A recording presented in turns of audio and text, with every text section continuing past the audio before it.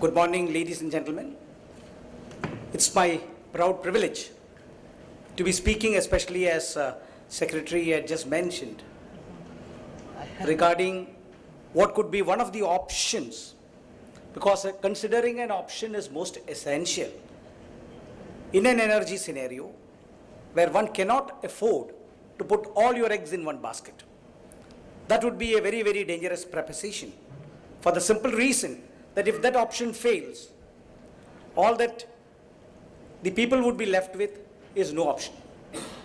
So it's indeed encouraging to note that Kerala as a state is considering various options, various energy options. And of course, nuclear currently is not a priority. And I represent that stream of energy resource, which fortunately or unfortunately is highly controversial, may not be all for the right reasons. But the fact of the matter is that yes, nuclear today is an option. It's an option which is worldwide recognized. It's a safe option. It's an environmental friendly option. And more importantly, it's a very, very cost-effective option. But unfortunately, yes, there has been a lot of public debate, discussions, controversies, all surrounding this option, which unfortunately has tended to cloud the truth from the half-truths. So what I would like to present here, of course, today the topic essentially is on energy security, national versus state perspective. But I would also like to deviate from this also to put, at least before this August audience, the nuclear option, and also to request and invite as many comments and queries as possible, and to the extent that I am able to clarify those, I'll try to do it. The first point is on energy security. Of course, this is just a definition, but most important here is what the Planning Commission says.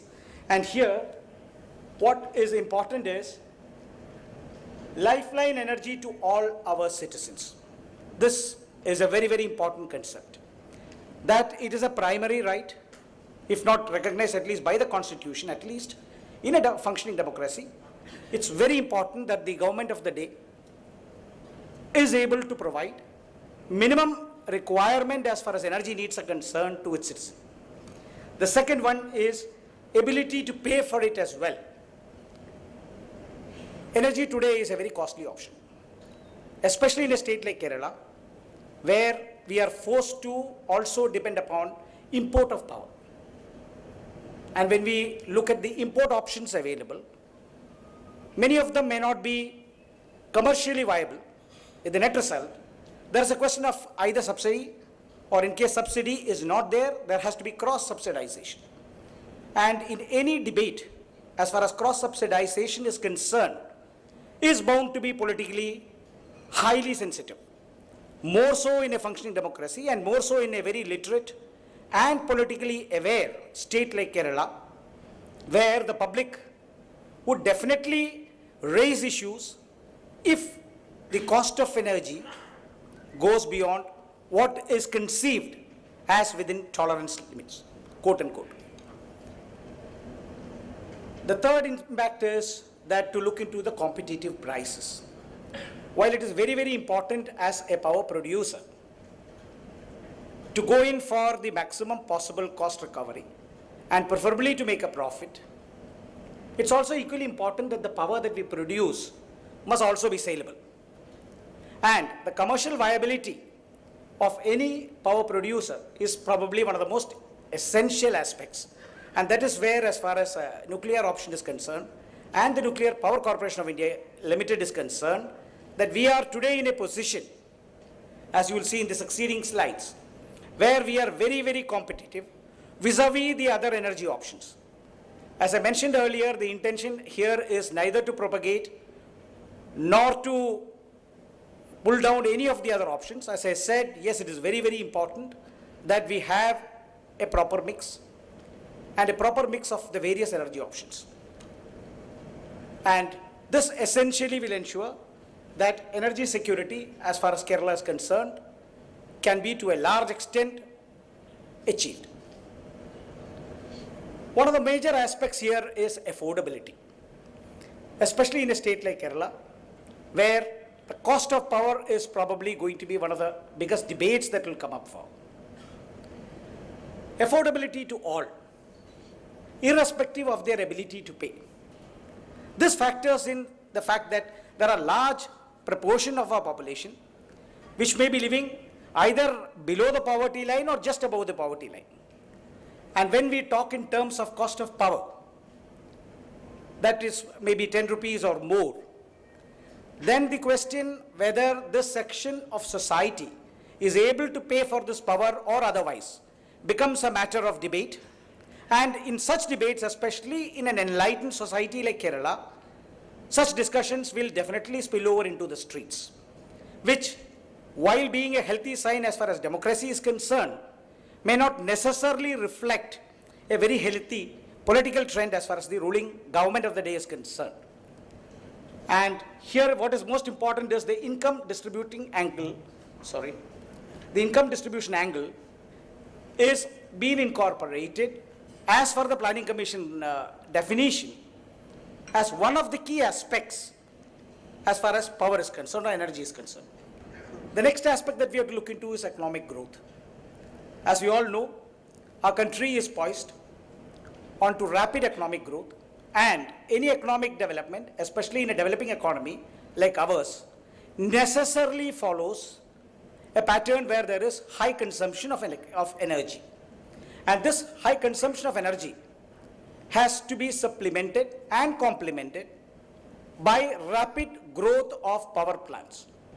One of the major constraints as far as rapid industrialization, whether in India or even in Kerala, apart from the other factors that we have in Kerala, has been the non-availability of electricity, or even if it is available, the unreliability as far as the timings and the quantum is concerned. This is very, very important because not only has power got to be available, but the reliability of power is a very, very key aspect when one looks into as from the point of view of industrialization. And it's very interesting here to note that India accounts for about 2.4% of the annual world energy production, but we are consuming about 3.3%, which means straight away there is a gap between production and consumption. And when there is a gap, this gap is an average gap that we are talking about, but if one takes into consideration the peak power requirement vis-a-vis the actual availability, this 3.3 may even go up to more than 4%.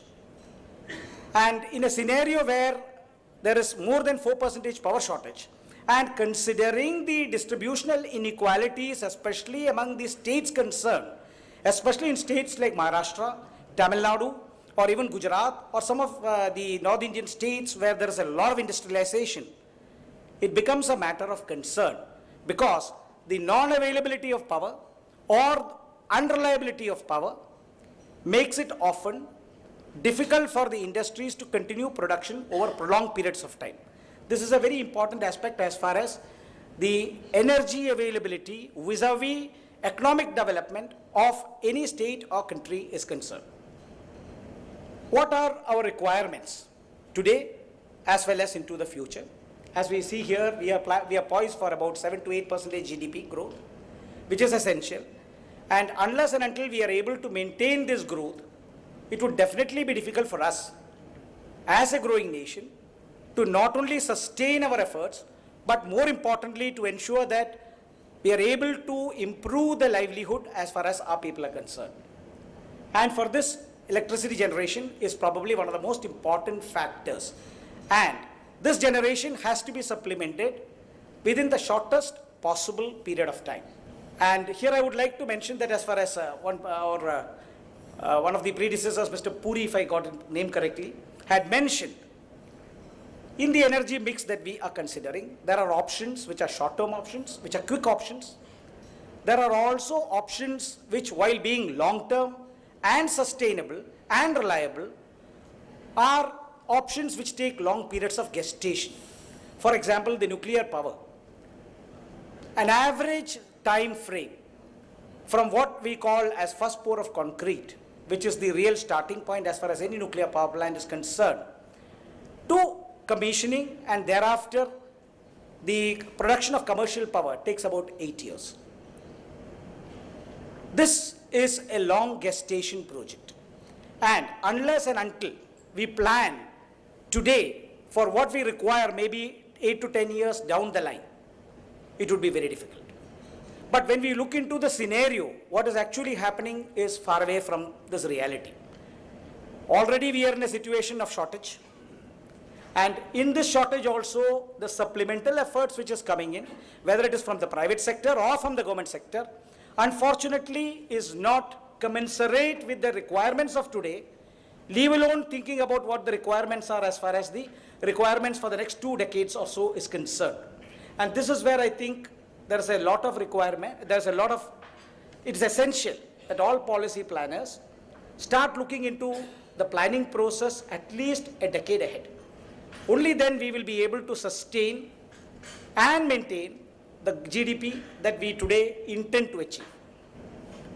The issues from a national perspective, well, we are all aware that as a nation, we are largely dependent upon imported energy resources, whether it is in terms of petroleum products or today even in terms of coal.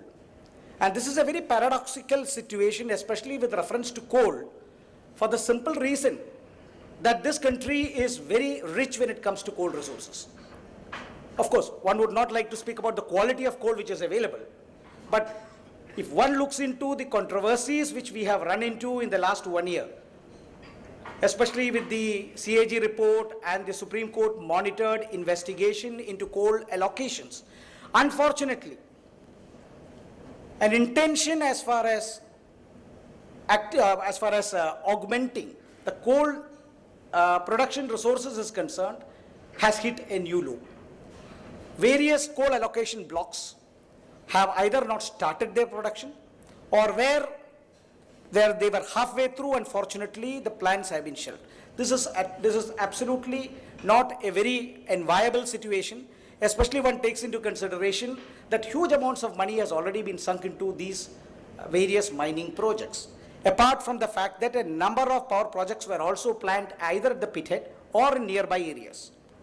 So this has been one major factor as far as coal production is concerned, which has adversely impacted the generation of electricity in this country. The second one is, of course, the need for a faster and effective implementation of fuel development projects. Fuel development here specifically, of course, I spoke about coal.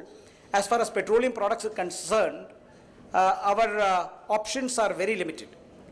But even when it comes to the nuclear option, the production of uranium itself is highly limited. Of course, while we do have some little resources as far as uranium production is concerned, if one looks into the large-scale program as far as the Department of Atomic Energy is concerned, which aims at something like 63 gigawatts, that is 63,000 megawatts. When one looks at a program of this shape in the next 20 to 30 years, definitely the uranium available in this country will not be able to sustain a program of this dimension. Therefore, it is also very essential that while one looks inwards, one looks at our own resources, it is essential that we tap various other options which are available internationally.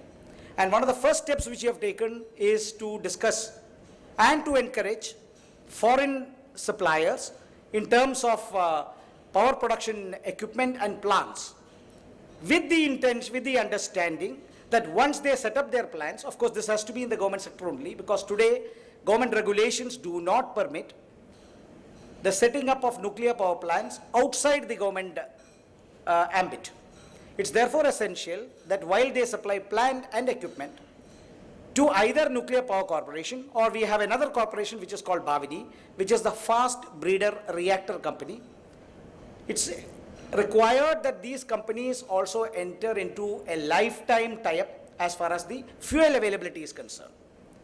And this probably is one of the first steps which ensures that not only a plant will be set up, but the fuel availability as far as those plants are concerned are also ensured. We also require to step up the domestic the production of coal, oil and gases, as well as explore various other non-conventional sources. We have already discussed the options of solar. We have discussed the option as far as hydro is concerned. or we have also discussed wind energy is concerned. In fact, I would like to mention here that in our Kudankulam plant, we produce about 10 megawatts of wind energy. We have windmills. These are operational, of course. One basic factor when it comes to any of the non-conventional sources of energy is, one is the PLF. The PLF ranges from 15 to 25%. And number two is the reliability, because if there is too little air, there is too little wind, the wind turbines do not work. If there is too much of breeze, again the wind turbines are shut down. So it becomes seasonal, and as one of the previous speakers mentioned, yes, it depends a lot upon the will of God. If there is not much of sunshine, unfortunately again the solar panels may not be in a position to really generate to its full potential.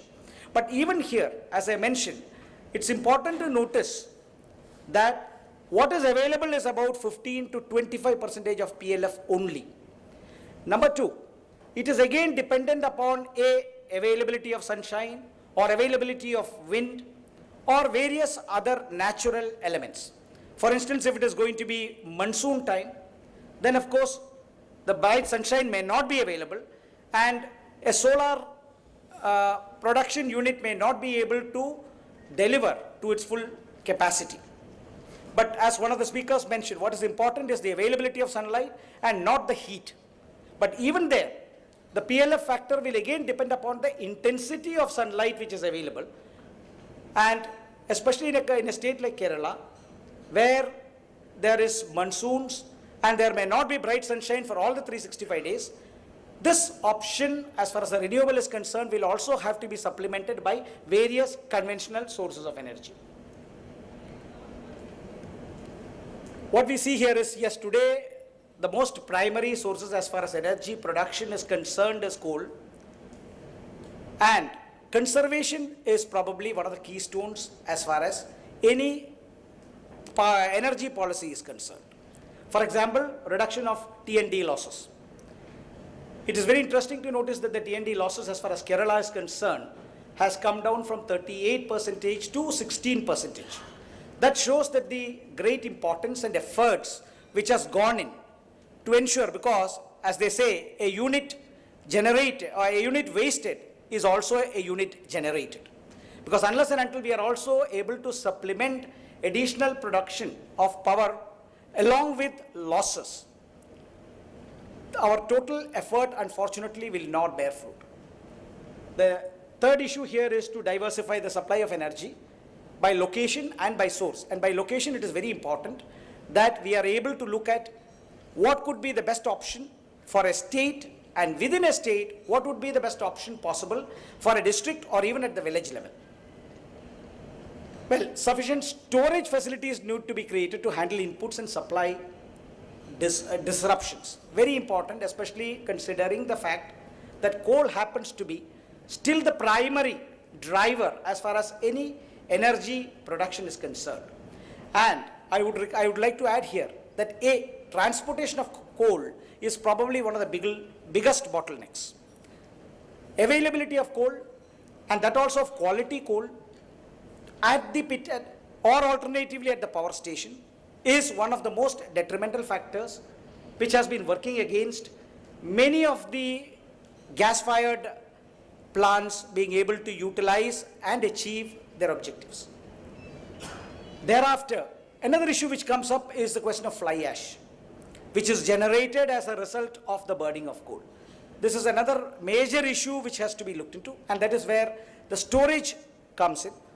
Alternative sources of utilizing this fly ash by making them into bricks, etc., have been tried out, but unfortunately it has still not been able to really catch the attention of commercial viability.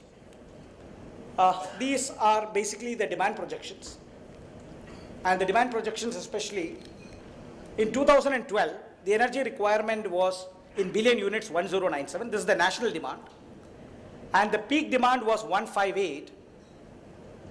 And if you look into it, from 1097, by the year 2022, it comes to 2118. That is in the next approximately 9 years plus. One would have to nearly double, the energy requirement will nearly double.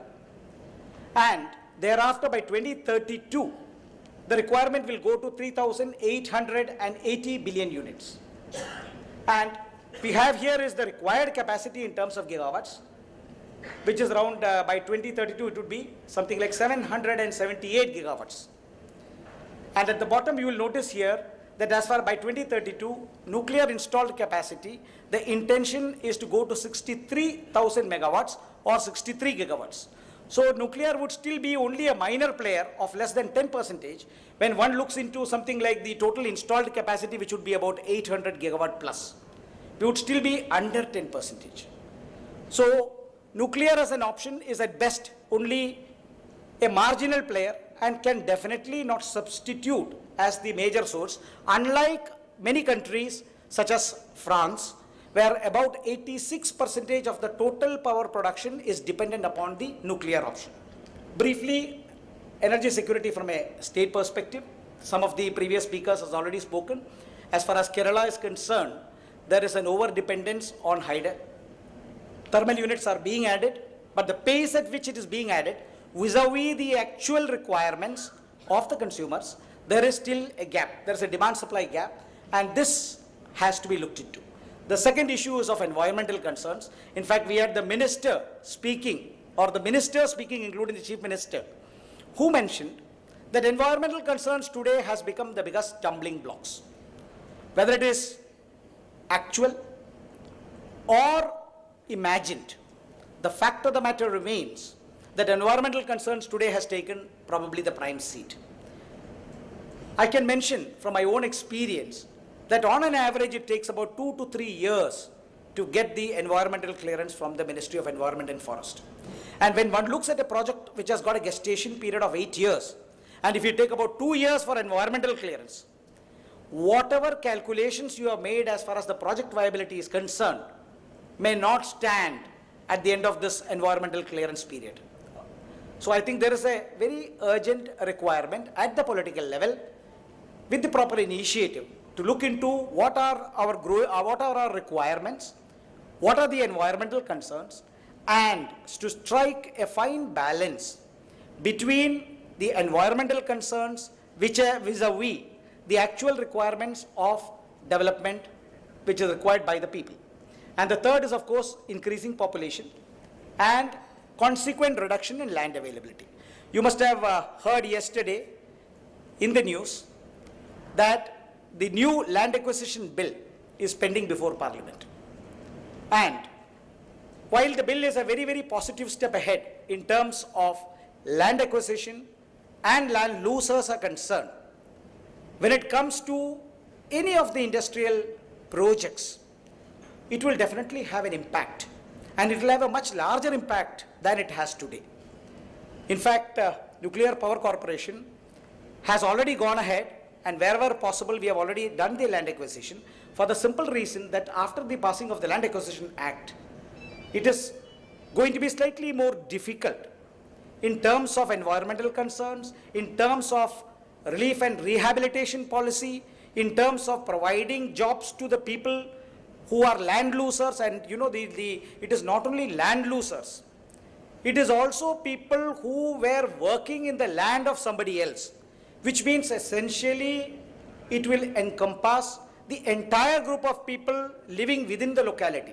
And as you are aware, in a state like Kerala with a very, very thick density of population, it would be impossible for any industry to provide employment to all the people whose either land has been acquired or whose source of livelihood by way of this land or by way of anything else has been taken away or presumably taken away, because these are again matters of debate as to whether somebody is a genuine land loser, and if he is a genuine land loser, whether he would be in a position to discharge any job which is being given to him, whether he has the qualification, whether he has the caliber and the required expertise as far as this is concerned. And this is a very important aspect as far as energy security is concerned.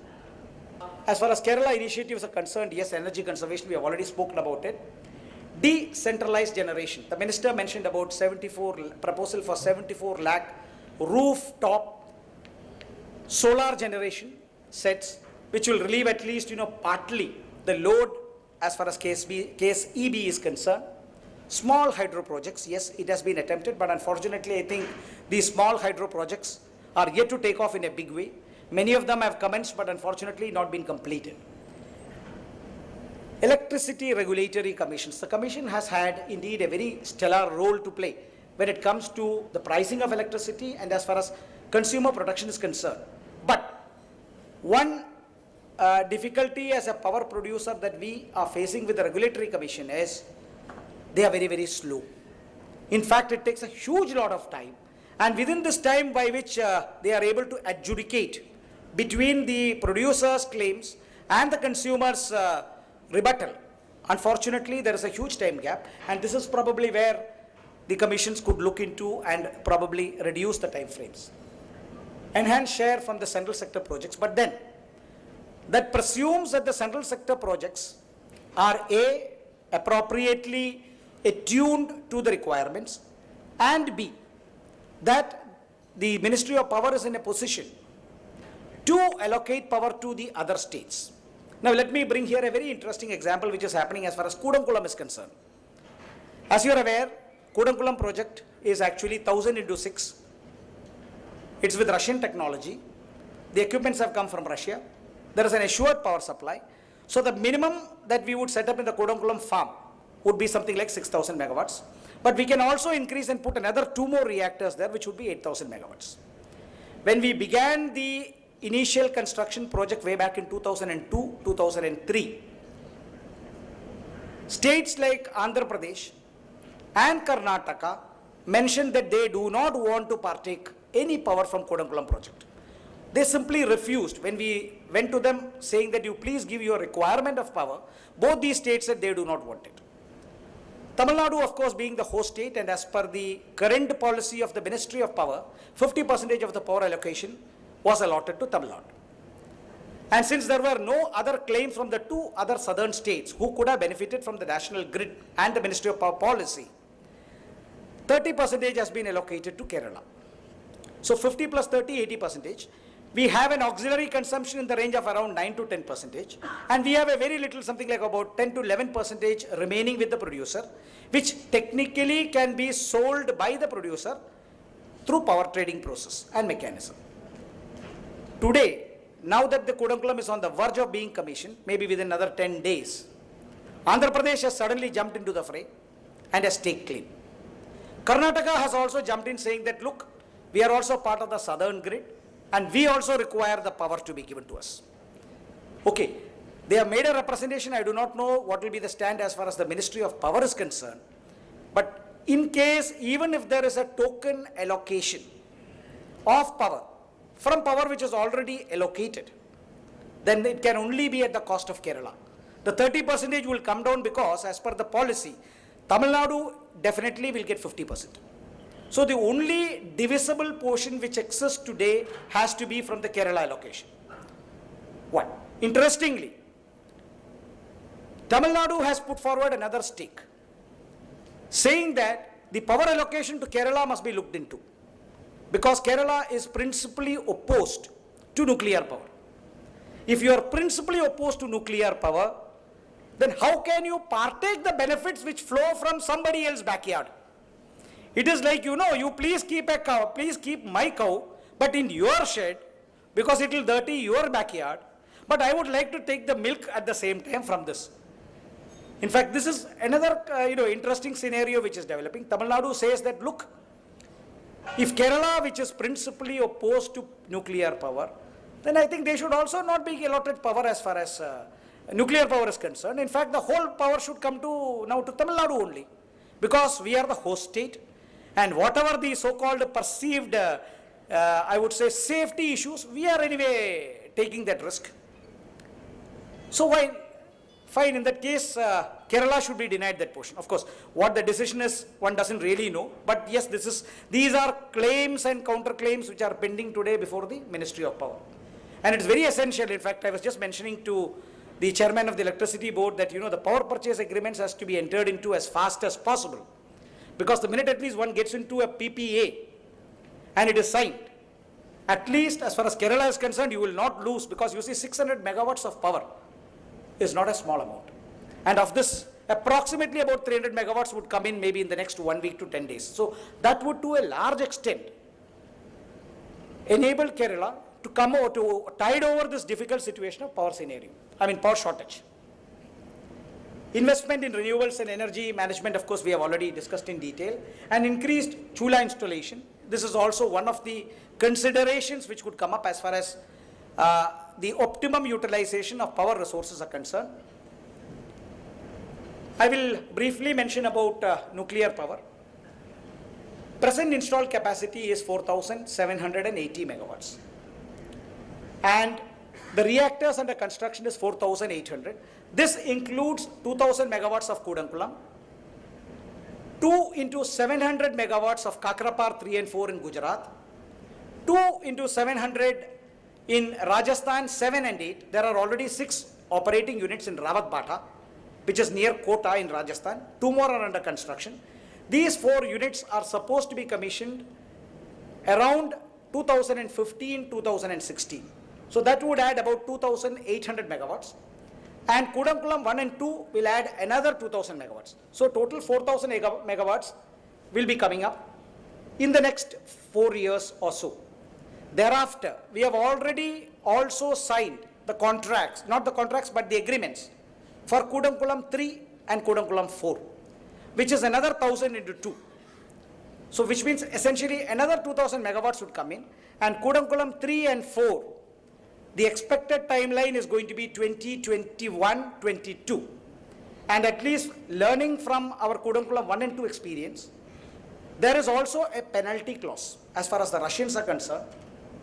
In case they are not able to deliver the equipment on time, the penalty would be imposed, and the penalty may not be very attractive as far as the Russians are concerned. So there is also an incentive for completing the project in time. So this is another aspect or another angle into which Kerala can look into, because Kudankulam already 2,000 megawatt is coming up. Another 2,000 megawatt is going to be added.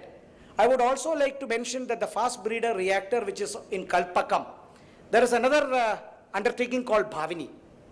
Bhavini is a small PSU which has been set up by the Government of India. Part ownership is by the Nuclear Power Corporation of India Limited. We also have some shares in that. The first 500 megawatt fast breeder reactor is expected to go critical sometime next September. So another 500 megawatts would be added from the fast breeder reactor, and the plans are also there for building up more fast breeder reactors, and this gives an idea about the number of new builds which Nuclear Power Corporation is looking at. PSWR is the pressurized heavy water reactor. This is purely indigenous technology. We are not dependent upon any other country for technology is concerned, though we may depend upon them when it comes to enriched fuel is concerned. Haryana 1 and 2 is in the process of being approved by the cabinet, 2 into 700, but the total land available is for 4 into 700. Chutka, that is, Chutka is in Madhya Pradesh. Currently 2 into 700 is planned. Mahi Banswara, that is in Rajasthan, 2 into 700. Kaiga 5 and 6, this is in Karnataka. Kerala may get some benefit if Kaiga 5 and 6 comes about. So 5,600 megawatts is being planned from the indigenous reactors.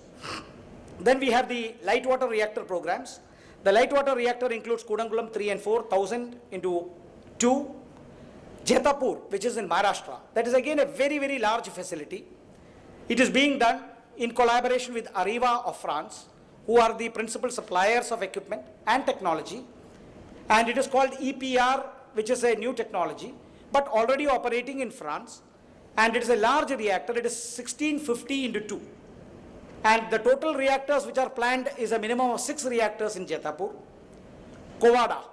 Kovada is in Andhra Pradesh. It is 1,500 into 2. And this is from GE, USA. Then we have Miti Virdi. Miti Virdi is in Gujarat.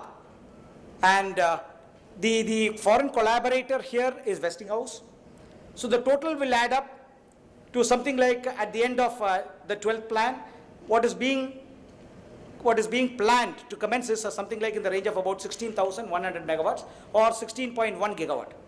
And the total capacity with phase 2, that is by 22-23, would be something in the range of around 25,680 megawatts.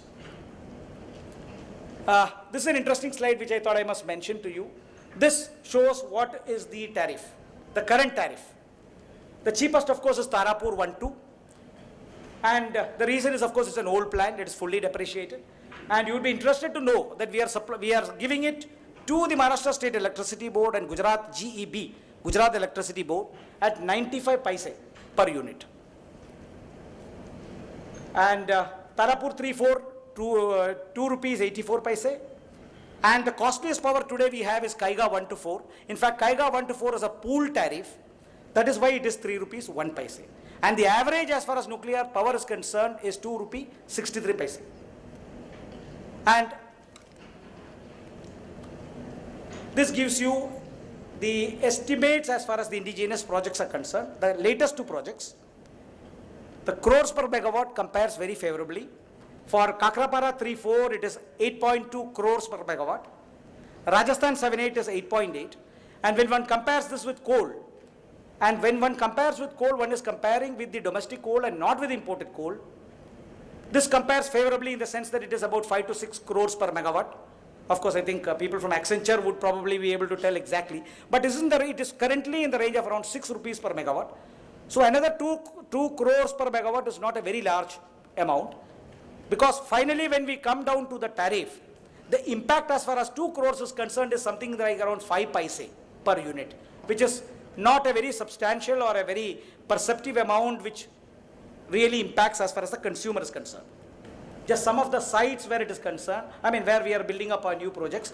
Unfortunately, though I hail from the state, we do not have any such program. And yes, somebody would immediately mention it is because of land availability. I will show you how much of land is actually required, and we have done a comparison of at least 2 to 3 energy options. This gives you an idea of land requirement. In fact, Heidel, the submergence is something like 2,000 to 5,000 hectares. That's the amount of land required for Heidel. 1,000 megawatt nuclear, the requirement is 20 hectares. Whereas for 1,000 megawatt coal fired, it is 70 hectares. So I think the argument that Kerala has got a very large density of population, land is not available, etc., etc., I think one would have to reconsider, especially by looking into this. The second pertinent fact here is of fuel. The fuel, if you look into it, of course, as far as Heidel is concerned, the fuel is water. No rainfall, no production. On top of that, in case there is going to be large siltation issues, like in Bakra BS management, BBMB says that their capacity vis-a-vis siltation issues, the total storage capacity today is hardly in the range of around 50% because of huge siltation which the rivers are bringing down along with the water. And in spite of the best dredging which they have been doing, unfortunately, the success has been very limited. The second issue is, in nuclear, the fuel requirement is 120 tons per year. Okay, that is something like 10 truck loads of fuel is required. Whereas in coal, you can look into it, it is something like 38 lakh tons of coal which is required, and or 5 train loads of 2,000 tons each per day. So you know the amount of haulage, whether it is road haulage or whether it is rail haulage, which is involved. And please understand this, these transportation also requires energy. We are not considering that fact. We are not factoring in that. But if one really looks into a cost-benefit analysis, the amount of fuel which is spent in transporting this fuel, and if you look into the cost, that is also another major factor, because that energy also, fortunately or unfortunately, is either coal, partly most of it of course imported, or in case the railways are going to use diesel, that is also fully imported. And another aspect which I would like to mention here is the emission. As far as nuclear is concerned, the emission is negligible, whereas in the case of coal-fired, the emissions in terms of carbon dioxide, sulfur dioxide, nitric oxide, etc., plus ash generation. These are very serious environmental concerns. Whereas as far as nuclear is concerned, the very fact that one cannot afford, forget an accident, even an incident is not possible because one cannot afford. It has got catastrophic effects. The very fact that nothing is to be allowed and one cannot allow, and also considering the fact that Tarapur 1-2 has been commissioned way back in early 70s. And it is more than something like 60 odd years that we have got of safe reactor operations. Experience. This is a very pertinent factor which one must take into consideration. And look at the option which is available rather than blindly turn around and say, look, this is dangerous. We do not want this option. I have also tried to do a small comparison between renewables vis-a-vis nuclear. Potential is huge, whether it is in terms of wind, in terms of solar or nuclear. But look at the installed capacity in terms of megawatts. It is 15,880. Solar, of course, it is very, very small. Nuclear is only 4,780. But the pertinent fact here is the life as far as concerned. Wind approximately 20 years, solar 25 years. But now the current nuclear new builds have a minimum life of 60 years. And when I speak of a minimum life of 60 years, please understand that nuclear equipments undergo major overhaul after the first 10 years, and thereafter every 2 years there is a biannual shutdown, during which also any component which is suspect or where there is a feeling that there is any damage which has happened to it, and it is not a damage that one would expect in the conventional definition of damage, is simply replaced. So it is like an aircraft. You know, today we have Air India operating aircrafts of 1972, 1973 vintage.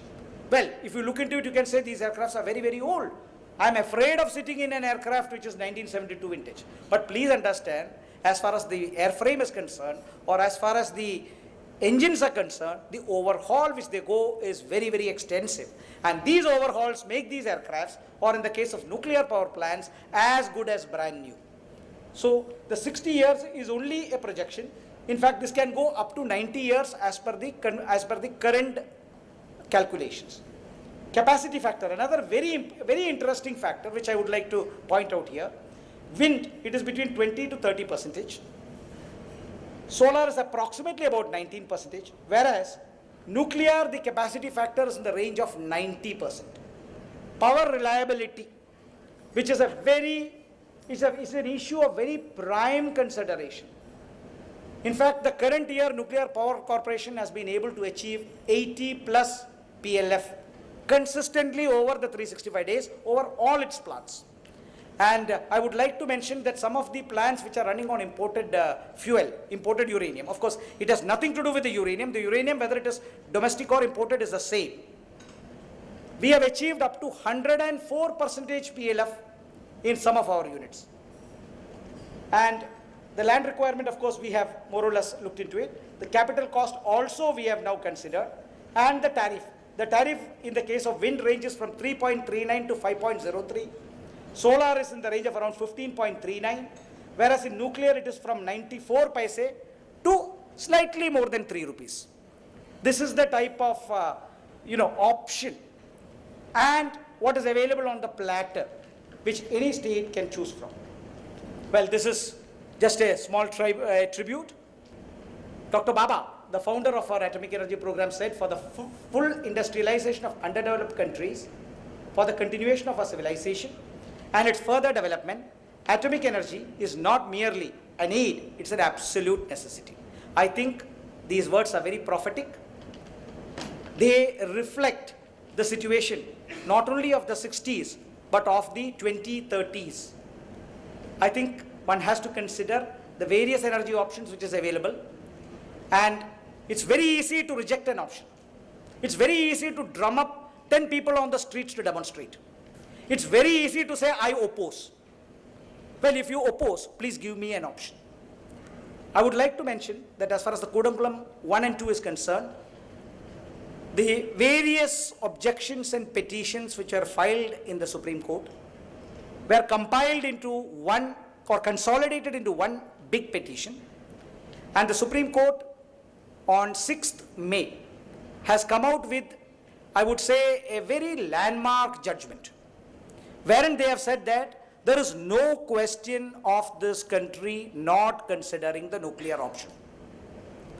I again repeat, there is no question of this country not considering the nuclear option. Safety of this country and its citizens is a matter of prime importance. So safety cannot be compromised. And it is the responsibility of any agency implementing any project to ensure that safety is necessarily assured and also to carry this message to its citizens. And provided these two factors are looked into, we can go ahead as far as the Kudankulam 1 and 2 Commission is concerned. In fact, some of the compliances which were required as per the Supreme Court judgment have already been made available. Sorry. We are awaiting a formal clearance.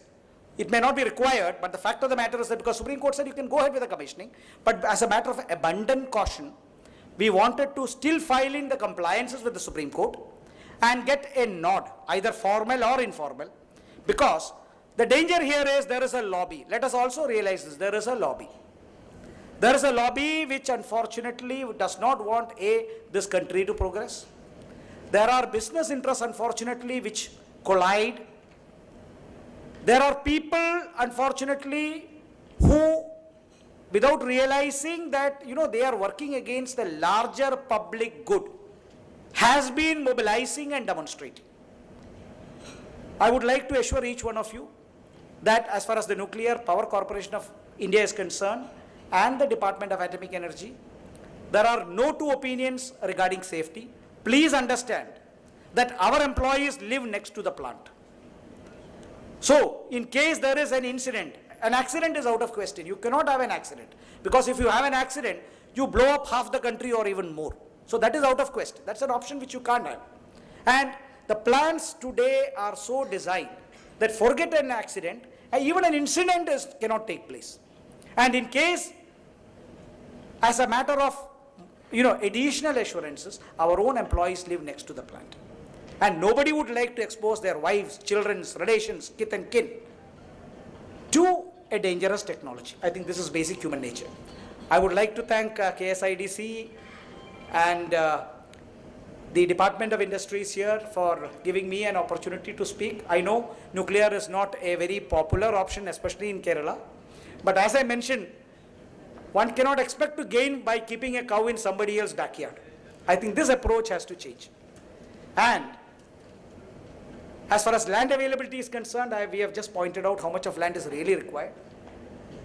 I would request the policy planners, especially because we have, the secretary is concerned, the principal secretary is concerned here, to look at this option. And I would like to assure them that unlike other options, here, beginning with the land acquisition onwards, the entire project cost is being borne by Nuclear Power Corporation of India Limited. There would be absolutely no demands as far as money is concerned. The total funding will be done by NPCIL. The support that we will require as far as the state government is concerned is in land acquisition. And be assured that we have a very, very attractive R&R policy. And the R&R policy is so good that in Kaiga, for 5 and 6, there are a couple of villages which fall outside our requirements. The villagers are today demonstrating, saying that please take over our land, because they have seen the benefit which has accrued to people who lost their lands. Today there are demonstrations in Haryana from nearby villages saying that we want you to acquire our land. So this is probably the antithesis of any land acquisition experience. Thank you very much. It's been wonderful talking to you, and if there are any questions, I would only be pleased to try to answer. I am not a technical person, but all the same, yes, this is my second stint as far as the Department of Atomic Energy is concerned. So I would try to clarify if there are any doubts or any queries, questions or comments. Thank you very much for a very, very patient hearing.